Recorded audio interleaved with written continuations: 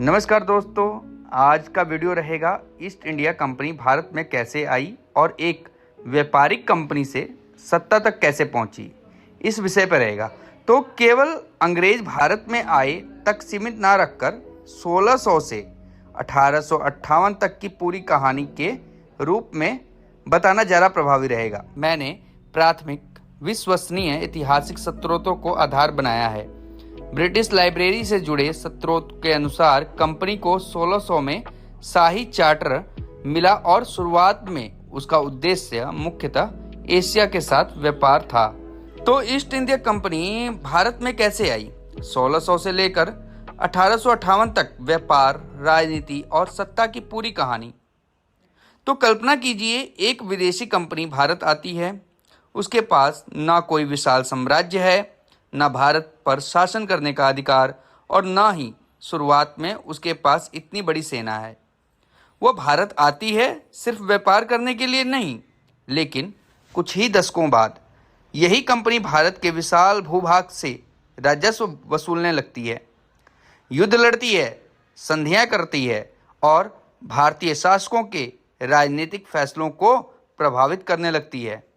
तो सवाल है, आखिर एक व्यापारिक कंपनी इतनी शक्तिशाली कैसे बन गई? क्या भारत को अंग्रेजों ने एक ही युद्ध में जीत लिया था?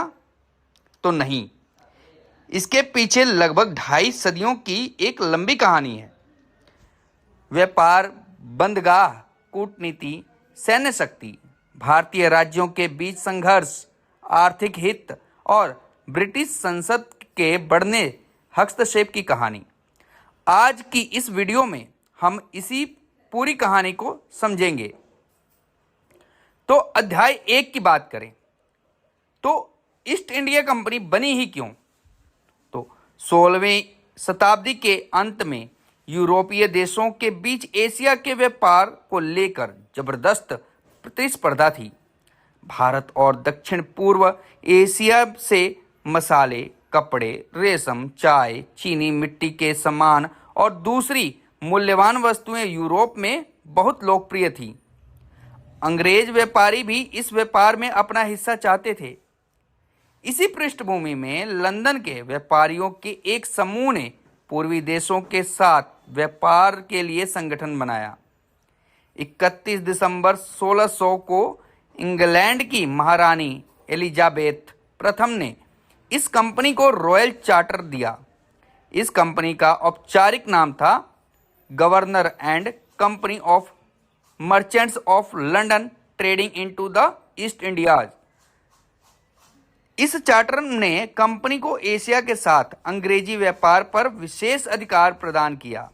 महत्वपूर्ण बात यह है कि कंपनी की शुरुआत भारत पर शासन करने के उद्देश्य से नहीं हुई थी। वह एक व्यापारिक संस्था थी। ब्रिटिश लाइब्रेरी की क्यूरेटोरियल सामग्री भी बताती है कि कंपनी की शुरुआत लंदन के व्यापारियों के एक छोटे उद्यम के रूप में हुई थी और 1600 में उसे एशिया तथा प्रशांत क्षेत्र में अंग्रेजी व्यापार का विशेषाधिकार मिला था।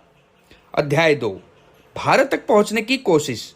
तो कंपनी की शुरुआती ध्यान केवल भारत पर नहीं था, उसकी दिलचस्पी दक्षिण पूर्व एशिया के मसाला व्यापार में भी था। लेकिन जल्द ही अंग्रेज व्यापारियों को पता चला कि भारत के कपड़े यूरोपीय बाजार में बेहद लोकप्रिय हैं। भारतीय सूती और रेशमी वस्त्रों की मांग बढ़ने लगी, इसलिए कंपनी की नज़र भारतीय बंदरगाहों पर टिकने लगी। और फिर आया 1608। ईस्ट इंडिया कंपनी के जहाज गुजरात के महत्वपूर्ण बंदरगाह सूरत तक पहुंचे। इसी समय कंपनी के प्रतिनिधि कैप्टन विलियम हाकिंस मुगल सम्राट जहांगीर के दरबार तक पहुंचे। उनका उद्देश्य था मुगल साम्राज्य में अंग्रेज व्यापारियों को व्यापार की अनुमति दिलाना, लेकिन यह आसान नहीं था। भारत में अंग्रेज अकेले नहीं थे, पहले से ही पुर्तगाली और अन्य यूरोपीय व्यापारी सक्रिय थे। सूरत में अंग्रेजों को अपनी स्थिति मजबूत करने के लिए कई स्तरों पर संघर्ष और बातचीत करनी पड़ी। भारतीय इतिहास पर इंडियन एक्सप्रेस के शोध आधारित लेख ने अनुसार विलियम हॉकिंस 1608 में जहांगीर के शासनकाल में सूरत पहुंचे थे और उन्होंने मुगल दरबार से व्यापारिक अनुमति प्राप्त करने का प्रयास किया। अध्याय 3 जहांगीर के दरबार में अंग्रेज। हॉकिंस के बाद अंग्रेजों ने मुगल दरबार के साथ संबंध मजबूत करने की कोशिश जारी रखी। 1615 में इंग्लैंड के राजा जेम्स प्रथम ने सर थॉमस रो को मुगल सम्राट जहांगीर के दरबार में राजदूत बनाकर भेजा। उनका उद्देश्य स्पष्ट था, अंग्रेज व्यापारियों के लिए स्थायी व्यापारिक सुविधाएं हासिल करना। यहाँ एक बहुत महत्वपूर्ण बात समझिए, उस समय मुगल साम्राज्य भारत की सबसे शक्तिशाली राजनीतिक व्यवस्थाओं में से एक था। अंग्रेज भारत के शासक नहीं थे, वे एक विदेशी व्यापारिक शक्ति थे जो मुगल सत्ता से व्यापार की अनुमति मांग रही थी। कंपनी के लिए यही शुरुआती रणनीति थी, पहले व्यापार की अनुमति लो, फिर व्यापारिक केंद्र स्थापित करो। कंपनी ने भारत के अलग अलग तटीय क्षेत्रों में अपनी व्यापारिक मौजूदगी बढ़ानी शुरू की। 1600 के दशक में मसूलीपट्टनम और सूरत जैसे स्थान कंपनी के लिए महत्वपूर्ण बने। अध्याय 4 फैक्ट्री का मतलब क्या था। जब इतिहास में हम पढ़ते हैं कि ईस्ट इंडिया कंपनी ने भारत में फैक्ट्री स्थापित की, तो इसका मतलब आज वाली मैन्युफैक्चरिंग फैक्ट्री नहीं था। उस समय फैक्ट्री का अर्थ मुख्यतः व्यापारिक केंद्र या ट्रेडिंग पोस्ट था। यहाँ कंपनी के कर्मचारी रहते थे, माल खरीदा जाता था, भंडारण होता था, लेन देन और व्यापारिक बातचीत होती थी। धीरे धीरे इन व्यापारिक केंद्रों के आसपास कंपनी ने अपनी सुरक्षा व्यवस्था भी मजबूत करनी शुरू की। यहीं से एक महत्वपूर्ण परिवर्तन शुरू हुआ। कंपनी को सिर्फ व्यापारी रहने के लिए अब सुरक्षित व्यापारिक केंद्र और सैन्य सुरक्षा दोनों की जरूरत महसूस होने लगी। अध्याय 5 अंग्रेजों को भारत में मौका क्यों मिला। यह सवाल बहुत महत्वपूर्ण है। क्या केवल अंग्रेजों की ताकत के कारण कंपनी सफल हुई? कहानी इससे कहीं अधिक जटिल है। 18वीं शताब्दी में मुगल साम्राज्य की केंद्रीय शक्ति कमजोर होने लगी। इसके साथ ही भारत के विभिन्न क्षेत्रों में कई शक्तियां उभर रही हैं। मराठा शक्ति, हैदराबाद, मैसूर, बंगाल, अवध, सिख शक्ति और अनेक क्षेत्रीय राज्य। दूसरी तरफ यूरोपीय शक्तियां भी भारत में प्रतिस्पर्धा कर रही थीं। विशेष रूप से अंग्रेज और फ्रांसीसी। इस राजनीति प्रतिस्पर्धा ने ईस्ट इंडिया कंपनी को व्यापार से आगे बढ़ने का अवसर दिया। अब कंपनी केवल यह नहीं सोच रही थी कि कहां माल खरीदा जाए, बल्कि धीरे धीरे सवाल बदलने लगा। किस शासक के साथ गठबंधन किया जाए, किस बंदरगाह पर नियंत्रण हो, किस क्षेत्र से राजस्व मिल सकता है। यहीं से व्यापार और राजनीति का अंतर धुंधला होने लगा। अध्याय 6 कर्नाटक के युद्ध और कंपनी की सैन्य शक्ति। 18वीं शताब्दी के मध्य में अंग्रेजों और फ्रांसीसियों के बीच भारत में प्रभाव की प्रतिस्पर्धा तेज हुई। कर्नाटक क्षेत्र में संघर्षों ने यह दिखा दिया कि यूरोपीय कंपनियां भारतीय राजनीति में सैन्य शक्ति के साथ हस्तक्षेप कर सकती हैं। ईस्ट इंडिया कंपनी के पास अब अपने सैनिक थे। इनमें भारतीय सैनिक भी बड़ी संख्या में शामिल थे, जिन्हें कंपनी की सेनाओं में नियुक्ति किया जाता था। इस तरह कंपनी धीरे धीरे व्यापारी प्लस कूटनीति शक्ति तथा सैन्य शक्ति का मिश्रण बनती जा रही थी, लेकिन असली मोड़ अभी आने वाला था। अध्याय 7 1757 पलासी का युद्ध। अब कहानी पहुंचती है बंगाल। 18वीं शताब्दी में बंगाल भारत के सबसे समृद्ध क्षेत्रों में से एक था। बंगाल के नवाब थे सिराजुद्दौला। ईस्ट इंडिया कंपनी और बंगाल के नवाब के बीच तनाव बढ़ता गया। कंपनी अपने व्यापारिक विशेषाधिकारों और कलकत्ता में अपनी सैन्य तैयारियों को मजबूत कर रही थी। सिराजुद्दौला ने कंपनी के विरुद्ध कार्रवाई की। इसके बाद घटनाएं तेजी से बदली। 1757 में प्लासी का युद्ध हुआ। एक तरफ सिराजुद्दौला को सेना थी, दूसरी तरफ ईस्ट इंडिया कंपनी की सेना, जिसका नेतृत्व रॉबर्ट क्लाइव कर रहा था। युद्ध का परिणाम कंपनी के पक्ष में गया, लेकिन केवल सैन्य संख्या देखकर इस युद्ध को समझना सही नहीं होगा। कंपनी ने बंगाल की राजनीति में अंदरूनी गठबंधनों और विरोधाभासों का लाभ उठाया। प्लासी के बाद बंगाल में कंपनी का राजनीतिक प्रभाव तेजी से बढ़ा, इसलिए प्लासी को ईस्ट इंडिया कंपनी के व्यापारिक संगठन से राजनीतिक शक्ति बनने की दिशा में एक निर्णायक मोड़ माना जाता है। अध्याय 8, प्लासी के बाद क्या हुआ। तो प्लासी के बाद कंपनी को बंगाल में अभूतपूर्व राजनीतिक और आर्थिक प्रभाव मिला, लेकिन कहानी यहीं खत्म नहीं हुई।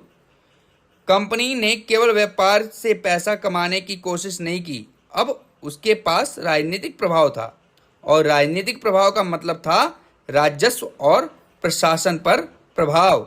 इसी दौरान कंपनी और बंगाल के शासकों के बीच संघर्ष जारी रहा। आखिरकार यह संघर्ष 1764 के बक्सर के युद्ध तक पहुंचा। अध्याय 9, 1764 बक्सर का युद्ध। 22 अक्टूबर 1764 को बक्सर के पास कंपनी की सेना का सामना एक महत्वपूर्ण गठबंधन से हुआ। इस गठबंधन में शामिल थे मीर कासिम, शुजा-उद-दौला और मुगल सम्राट शाह आलम द्वितीय। कंपनी की जीत हुई, और यह जीत केवल एक और युद्ध की जीत नहीं थी, इसने कंपनी की राजनीतिक स्थिति को और मजबूत कर दिया। 1765 में इलाहाबाद की संधि के बाद कंपनी को बंगाल, बिहार और उड़ीसा में दीवानी अर्थात राजस्व वसूली का अधिकार प्राप्त हुआ। अब कंपनी के पास व्यापार के साथ साथ राजस्व का स्रोत भी था। यहीं से ईस्ट इंडिया कंपनी का स्वरूप बहुत तेजी से बदल गया। एक व्यापारिक कंपनी अब एक ऐसी राजनीतिक शक्ति बन रही थी जो भारतीय जनता से राजस्व वसूल करती थी। अध्याय 10, कंपनी को राजस्व क्यों चाहिए था। यहाँ एक बहुत महत्वपूर्ण आर्थिक पहलू है। कंपनी को अपनी सेना चलानी थी, अधिक व्यापार करना था, राजनीतिक प्रभाव बढ़ाना था और युद्धों का खर्च भी उठाना था। बंगाल की राजस्व व्यवस्था से मिलने वाला पैसा कंपनी की शक्ति के लिए अत्यंत महत्वपूर्ण बन गया। इस प्रकार एक चक्र बनने लगा।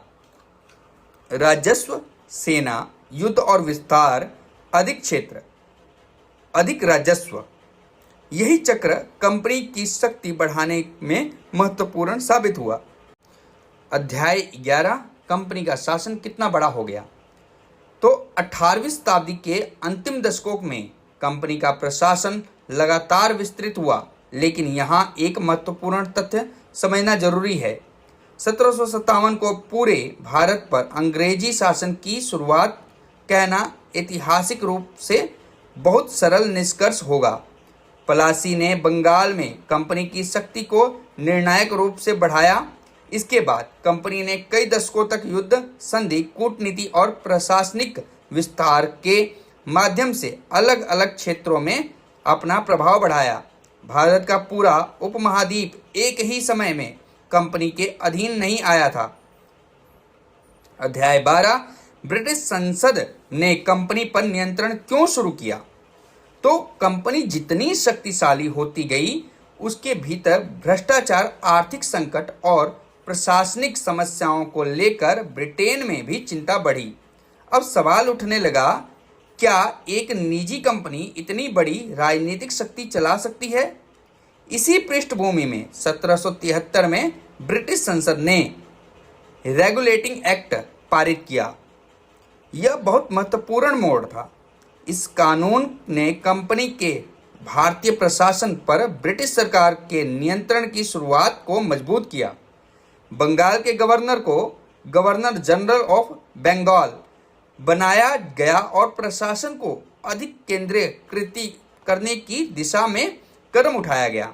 1773 का मूल कानून स्वयं कंपनी के प्रशासन में सुधार और नियंत्रण की आवश्यकता को स्पष्ट करता है। अध्याय 13, 1784 पिट्स इंडिया एक्ट यानी 1773 का कानून कंपनी की समस्याओं का स्थायी समाधान नहीं कर पाया। इसके बाद 1784 में ब्रिटिश संसद ने पिट्स इंडिया एक्ट पारित किया। इससे ब्रिटिश सरकार का कंपनी के राजनीतिक मामलों पर नियंत्रण और बढ़ गया। इस तरह एक दिलचस्प स्थिति पैदा हुई। कंपनी भारत में शासन कर रही थी, लेकिन ब्रिटिश संसद धीरे धीरे कंपनी के शासन पर नियंत्रण बढ़ा रही थी। अर्थात कंपनी भारत में शक्ति थी, लेकिन ब्रिटेन में वह पूरी तरह से स्वतंत्र नहीं थी। अध्याय 14 कंपनी का व्यापारिक एकाधिकार टूटना। समय के साथ ब्रिटेन में भी कंपनी के व्यापारिक एकाधिकार भी आलोचना बढ़ी। 1813 के कैरेक्टर एक्ट ने भारत के साथ कंपनी के व्यापारिक एकाधिकार को काफ़ी हद तक समाप्त कर दिया। हालांकि चाय और चीन व्यापार जैसे कुछ विशेषाधिकार बाद में भी बने रहे। फिर आया कैरेक्टर एक्ट 1833। इस कानून के बाद कंपनी का व्यापारिक स्वरूप लगभग समाप्त हो गया। अब कंपनी मुख्यतः भारत के प्रशासनिक शासन की संस्था बनकर रह गई। ब्रिटिश लाइब्रेरी के इतिहास स्रोत के अनुसार 1833 के कैरेक्टर एक्ट से कंपनी की वाणिज्य गतिविधियां पूरी तरह समाप्त हो गई, जबकि उसका प्रशासनिक साम्राज्यिक कार्य जारी रहा। अध्याय 15 1857 का विद्रोह। अब कहानी आती है 1857 पर। तो कंपनी की सेना में भारतीय सैनिक की बड़ी संख्या थी, लेकिन लंबे समय से राजनीतिक, आर्थिक, सामाजिक और सैन्य असंतोष बढ़ रहा था। 1857 में सैनिक विद्रोह से शुरू हुआ संघर्ष तेजी से कई क्षेत्रों में फैल गया। दिल्ली, कानपुर, लखनऊ, झांसी और अन्य क्षेत्रों में संघर्ष हुआ। यह केवल एक सैन्य घटना नहीं थी, इसने कंपनी के शासन की नींव को हिला दिया। ब्रिटिश सरकार ने निष्कर्ष निकाला कि भारत का शासन अब ईस्ट इंडिया कंपनी के हाथ में नहीं छोड़ा जा सकता। अध्याय 16 1858 कंपनी का अंत। तो 1858 में ब्रिटिश संसद ने गवर्नमेंट ऑफ इंडिया एक्ट 1858 पारित किया। इसके बाद भारत के शासन की जिम्मेदारी ईस्ट इंडिया कंपनी के हटाकर सीधे ब्रिटिश क्राउन के अधीन कर दिया गया, यानी भारत पर कंपनी का शासन समाप्त। अब भारत ब्रिटिश राज्य के प्रत्यक्ष शासन के अधीन आ गया। ब्रिटिश लाइब्रेरी से संबंधित ऐतिहासिक विवरण में अनुसार 1857 से लेकर के 1858 के विद्रोह के बाद 1858 में कंपनी की शासन संबंधी शक्तियां इंडिया ऑफिस को स्थानांतरित कर दी गई। हालांकि कंपनी तुरंत उसी दिन इतिहास से गायब नहीं हुई। कंपनी का औपचारिक अस्तित्व बाद में समाप्त हुआ। ब्रिटिश लाइब्रेरी की सामग्री के अनुसार ईस्ट इंडिया कंपनी का अंतिम विघटन 1874 में हुआ। तो आखिर ईस्ट इंडिया कंपनी भारत में कैसे आई, इसका जवाब एक लाइन में यह है कि ईस्ट इंडिया कंपनी भारत को जितने नहीं व्यापार करने आई थी, लेकिन व्यापार के लिए उसे राजनीतिक संरक्षण चाहिए था। राजनीतिक संरक्षण के लिए उसे भारतीय शासकों के साथ संबंध बनाना पड़े। राजनीतिक संघर्षों में उसने सैन्य शक्ति का इस्तेमाल किया। पलासी और बक्सर जैसी निर्णायक घटनाओं के बाद उसे बंगाल में राजस्व और राजनीतिक शक्ति मिली। फिर कंपनी ने युद्ध, संधियों, कूटनीति और प्रशासन के माध्यम से अपना प्रभाव बढ़ाया और अंततः एक व्यापारिक कंपनी भारत के बड़े हिस्से की शासक शक्ति बन गई। लेकिन 1857 के विद्रोह के बाद ब्रिटिश सरकार ने कंपनी से भारत का शासन छीन लिया और इस तरह 1600 में व्यापार के लिए बनी कंपनी का भारत में राजनीतिक अध्याय 1858 में समाप्त हो गया। यही ईस्ट इंडिया कंपनी की सबसे बड़ी ऐतिहासिक कहानी है, व्यापार से सत्ता तक और सत्ता से अंत तक। लेकिन अब एक सवाल आपसे, अगर ईस्ट इंडिया कंपनी सिर्फ एक व्यापारिक कंपनी थी तो उसे इतनी बड़ी सेना रखने और भारतीय राजनीति में हस्तक्षेप करने की शक्ति आखिर मिली कैसे?